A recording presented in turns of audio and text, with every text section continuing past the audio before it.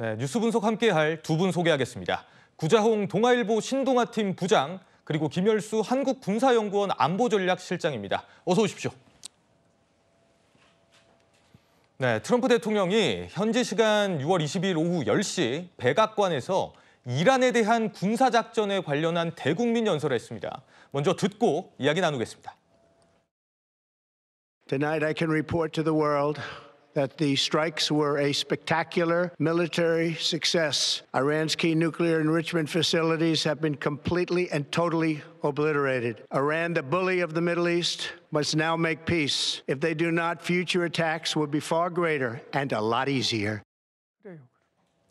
네, 도널드 트럼프 미국 대통령이 이란의 핵심 핵시설이 완전히 파괴됐다면서 이란이 평화를 만들지 않으면 향후 미국의 공격이 훨씬 강해질 거다, 이렇게까지 밝힌 상황입니다. 실장님, 네. 이 의미는 좀 추가 공격도 의미하는 걸까요? 그렇죠. 트럼프 대통령이 2주 시간을 줬다가 좀 빨리 당겼잖아요. 예. 그 사이에 이란이 이 핵 협상에 나올 수 있을지 없을지를 여러 군데를 통해 가지고 이제 타진을 했다라고 봐요. 이게 그럴 가능성이 없었기 때문에 이번에 이제 이렇게 타격을 이제 한 거다라고 보고요. 그리고 이제 이란이 여기에 대해서 어떻게 대응하는지를 보고 추가적으로 공격을 하지 않겠는가, 이렇게 봅니다. 그 실장님은 사실 이제 트럼프가 2주 시한을 줬기 때문에 네네. 오늘 공격할 것이라고 좀 예상을 하셨습니까? 전혀 예상을 못했죠. 2주 이제 시간을 얘기했기 때문에 2주까지는 기다릴 거다라고 이제 저도 봤는데 예. 그 전에 이제 이렇게 타격을 이제 한 거죠. 알겠습니다. 트럼프 대통령은 또 다른 공격을 암시했는데요. 먼저 들어보시죠. Remember, there are many targets left. Tonight's was the most difficult of them all, by far, and perhaps the most lethal. But if peace does not come quickly, we will go after those other targets with precision, speed, and skill. Most of them can be taken out in a matter of minutes. 네, 그러니까 아직도 세계에는 많은 표적들이 남아있다, 이렇게 말한 건데요. 실장님, 네. 그럼 이 표적들이라는 건 뭐 북한이나 뭐 러시아 이런 나라를 얘기를 하는 건지, 아니면 이란 내 다른 시설들을 얘기하는 건지 그 의미가 궁금하거든요. 우선 이란 내 다른 시설을 의미한다라고 보고요. 예. 두 번째는 이제 그러면 다른 여러 표적들이 뭐가 있겠느냐라고 생각해 보실 텐데요. 우리가 이제 자동차가 생산되는 그 과정을 한번 보세요. 자동차 생산 공장이 있잖아요. 그런데 얼마나 많은 부품이 거기에 들어갑니까? 그러니까 관련되는 그런 수많은 그런 기업체들이 그 주변에 있잖아요. 예. 그런 것처럼 이제 핵무기를 만드는 것도 굉장히 이제 관련되는 시설들이 많거든요. 우선은 이제 플루토늄 핵무기를 만들려고 하면은 원자력 발전소가 있어야 되잖아요. 예. 그런데 이제 이라크 같은 경우는 원자력 발전소가 중수로 발전소가 있고 경수로 발전소가 있어요. 이것도 이제 추가 표적이 될 수 있는 거고요. 그다음에 이제 지금 우라늄 농축을 하려고 하면 우라늄 농축 시설이 있어야 되겠죠. 예. 그리고 우라늄 농축을 하려고 하면은 거기에 들어가는 것이 바로 원심 분리기인데, 원심 분리기를 생산하는 시설이 또 있어야 되지 않겠어요? 예. 그리고 핵을 재처리하는 시설, 폐기물을 재처리하는 시설도 또 있어야 되겠죠. 그러니까 그것만 따지면 엄청나게 많은 표적들은 남아있다라고 보고요. 예. 이번에 때린 것은 그중에서도 핵심적인 표적 위주로 때렸다, 이렇게 볼 수 있습니다. 네, 도널드 트럼프 미국 대통령은 이란의 핵시설을 직접 타격한 뒤에 자신의 SNS에 이런 글을 올렸습니다. 저희가 그림을 준비했는데요. 우리는 이 세 곳에 대한 이란의 세 개 핵시설에 대해서 매우 성공적인 공격을 완료했다라고 얘기를 한 겁니다. 실장님, 근데 이게 사실 보면은 직접 이야기를 한 거잖아요. 그리고 그렇죠. 미국이 이 전쟁에 개입을 했다라는 걸 공식화한 걸로 저희가 해석을 해야 될 것 같아요. 그렇죠. 미국이 이제 본격적으로 여기에 개입을 했다라고 봐야 되겠죠. 그렇기 때문에 이게 제대로 가서 세 군데를 때리고, 그리고 이제 이 전투 조종사들이 전부 다 이제 무사하게 이란의 영공을 다 빠져나왔다. 그래서 이제 이들에 대한 칭송도 하고 합참에 대한 칭송도 하고 한 거거든요. 예. 그래서 결정적인 것이 아마 포로도, 나탄즈, 이스파한이라고 세 군데로 딱 찍어서 얘기를 했어요. 그래서 제가 봤을 때는 나탄즈하고 이스파한은 그 전에 이스라엘에 의해서 이미 많은 부분이 파괴가 됐기 때문에 예. 여기도 가서 때리긴 했다고 하더라도 이 부분은 아마 분량이나 그렇지 않으면 전체적으로 좀 적게 했을 거고요. 주로 초점을 맞춘 데가 바로 포로도 지역이 아니겠는가. 예. 그래서 그 포로들을 중심으로 아주 여기에다가 집중적으로 공격을 했을 가능성이 있다 이렇게 보죠. 네, 사실 이란 내 미국 내 반응도 저희가 짚고 넘어가야 될 텐데요. 구 부장님, 네. 미국 내에서도 미국 시민들도 굉장히 놀랐을 것 같아요. 그렇습니다. 왜냐하면 이것은 미국 국민들에 대한 위협이 될 수 있기 때문에 그렇습니다. 9.11 테러에 놀란 미국 국민들의 입장에서는 어떻게 보면 중동 문제가 이스라엘과 이란의 충돌이 이 대화로 평화적으로 해결되기를 바라는 미국 국민들이 많았을 것입니다.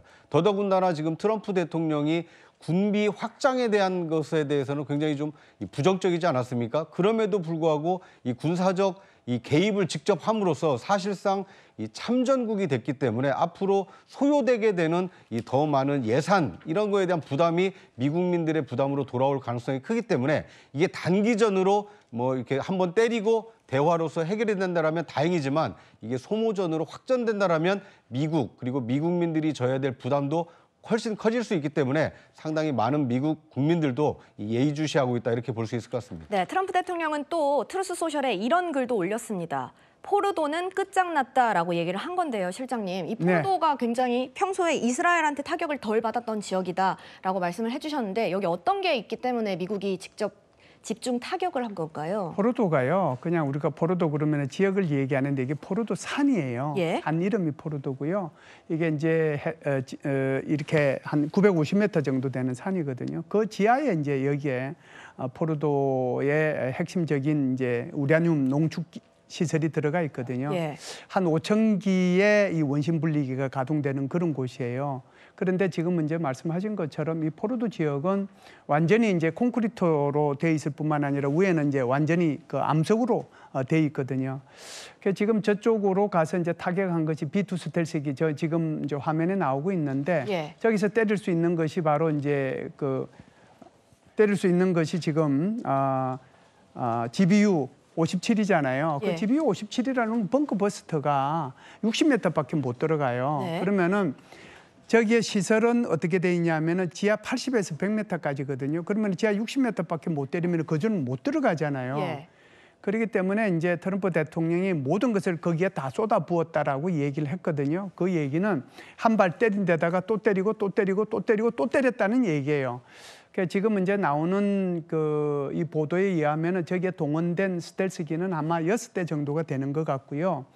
한 대당 그 GBU 57을 이제 2발 정도 실을 수 있거든요. 이게 이제 13.6톤 정도 되는 거니까 저기에 이제 그게 벙커버스터라고 그렇죠. 하죠. 그게 네. 이제 벙커버스터라고 하는데 그걸 이제 계속해서 때리게 되면 거기에 이제 타격이 있을 수 있기 때문에 그래서 포르도 지역에 중점적으로 때리지 않았는가 이렇게 봅니다. 근데 또 이란에서는 네. 우리는 그렇게 주요 시설은 미리 옮겼고 큰 타격은 없다라고 반박 보도를 했는데요.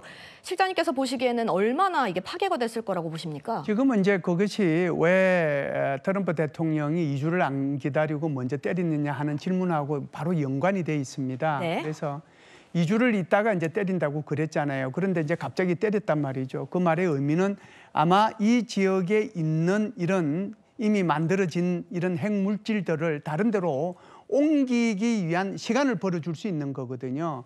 그런데 이란은 이제 이미 옮겼다라고 얘기를 했지만 그 시간을 최대한으로 줄이거나 없애기 위해서 트럼프 대통령이 가서 때렸다라고 저는 보거든요. 그렇다라고 하면은 지금 B2 스텔스기가 이렇게 6대 정도가 가서 거의 굉장히 그 파괴가 큰 벙커버스터를 이렇게 집중적으로 투하했다라고 하면은 상당한 정도의 피해가 있지 않았을까라고 생각을 하고요. 중요한 건 이런 거예요. 그 바위 위에다가 떨어뜨려봤자 아무 소용이 없거든요. 예. 그래서 집중적으로 제가 볼 때는 거기 포로도의 지하 핵시설로 들어가는 입구가 3군데 있습니다. 그쪽 지역을 중심으로 좀 때리지 않았겠는가. 그러면은 입구가 이제 완전히 막혀버리게 되고 그걸 이제 깊숙이 들어가서 때릴 수 있으니까 그렇게 되면은 이미 이동한 것은 어쩔 수 없지만 이동되지 않은 그런 핵물질이나 농축 우라늄 같은 경우는 굉장한 피해를 입을 수 있다 이렇게 보죠. 네. 그러면 실장님 이렇게 파괴가 됐다면 실제 네. 안전에는 좀 문제가 없는 겁니까? 그러니까 저게 이제 암벽으로 이제 둘러싸여 있는 거잖아요. 지하 또 시설이지 않습니까? 그렇기 때문에 현재까지는 아마 이렇게 지상으로 나오거나 이렇게 나온 거는 없다고 보는 것 같아요. 그런데 시간이 지나면은 어차피 그것은 방사능이기 때문에 누출될 수 있는 거거든요. 그래서 그 부분은 계속해서 이제 우리가 추적을 해봐야 될 필요가 있다라고 봅니다. 네. 그 오늘 뉴욕 타임스 보도에 따르면은요, 이 포르도와 이 나탄스 그리고 이스파한이 이 핵 물질을 보유하고 있는 시설이긴 하지만 이 포르도보다는 이 나탄스에 좀 더 많은 그 우라늄 농축 시설이 있다고 그러고요. 이스파한의 경우에는 실제 핵무기로 전용이 가능한 이 고농축 우라늄 농축 시설이 있기 때문에 오늘 트럼프가 집중한 곳은 예고편이다. 예. 포르도를 먼저 때렸고 만약 포르도를 저렇게 끝장냈음에도 불구하고 이란이 평화 협상에 나오지 않는다라면 다음에 타겟 목표는 이탄스가 되고 그 다음에는 이즈마한이 될 수 있다. 그러니까 다른 핵시설에 대한 추가 공습이 있을 수도 있다는 말씀이죠. 그렇습니다. 그러니까 세 시설을 공격하긴 했지만 첫 번째 포르도는 완전히 끝장을 낸 것이고 나머지 두 핵시설에 대한 추가 공격 가능성을 지금 열어놓은 것이기 때문에 앞으로 이란이 어떻게 대응하느냐에 따라서 이 트럼프 미국 대통령이 추가 이 공격을 결심할 수도 있다. 뭐 이렇게 볼 수 있을 것 같습니다. 네, 실제로 이란에서 어떤 대응을 하게 될지, 군사적 보복을 하게 될지 이 부분이 가장 궁금한 포인트인데 실장님, 네. 일단 이란에서는 보복과 관련된 선언을 하긴 하지 않았습니까? 그렇기 때문에 어떻게 좀 나설 것이라고 전망하십니까? 그러니까 하메네이 같은 경우는 이제 두 가지 선택지가 있죠. 완전히 항복하거나 그렇지 않으면 보복하거나. 그런데 자기가 쭉 얘기해온 것은 보복하겠다라고 얘기를 했거든요. 예. 저 정도 이제 피해가 있고 저 정도 이제 국가의 자존심이 상했고 오히려 지금 하메네이는 이란에서 인기가 이제 상승하고 있고 그게 원래 독재자가 가지고 있는 어떤 특성이기도 해요. 외부의 위협으로부터 받으니까 자기네들끼리 단결을 하는 거죠. 그렇다라고 하면은 이제 지금 미국 군인들 이게 이제 적이라고 다시 얘기를 했잖아요. 예. 지금 중동 지역에는요. 지금 쿠웨이트, 바레인, 카타르 그다음에 아랍에미리트의 미군들이요. 한 4만 명 플러스 마이너스 정도가 있고 특히 이제 바레인에는 제5 함대 사령부가 있습니다. 저쪽을 향해서 이란이 공격할 수도 있다. 이렇게 되면은요. 이게 평화로 가는 길이 아니고 확전으로 갈 수도 있거든요. 한 하루 이틀 정도 아마 보면 하루 이틀 정도를 지내다 보면 이란이 어떤 행동을 할지 구체적으로 알 수 있을 텐데 제가 볼 때는 적어도 어떤 행동은 취하지 않겠는가. 그리고 이제 두 번째는 이스라엘에는 핵기지가 있잖아요. 예. 사실상 이제 이스라엘은 핵무기 국가라고 얘기를 하니까 거기에 대해서 최악의 경우에는 그것까지도 공격할 수 있는 거거든요. 그렇기 때문에 이제 하메네이가 어떤 결정을 하는지 좀 두고 봐야 될 것 같습니다. 네, 아까 실장님께서도 좀 말씀해 주셨지만 미국의 이번 공격에는 B2 스텔스 폭격기가 관여했다는 지금 보도가 나오고 있는 상황입니다.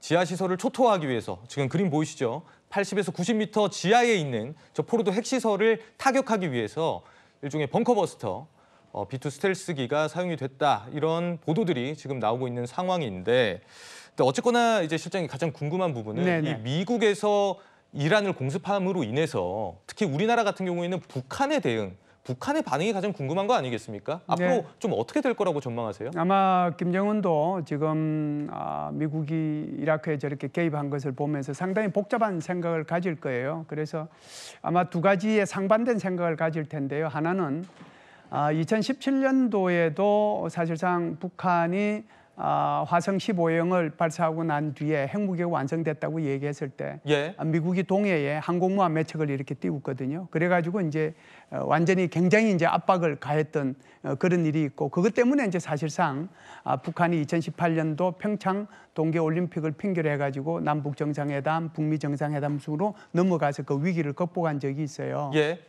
그렇기 때문에 이제 김정은은 그걸 보면서 야 이게 굉장한 압박이 우리한테 있을 수 있겠구나 그 생각을 한편으로 할 것이고요.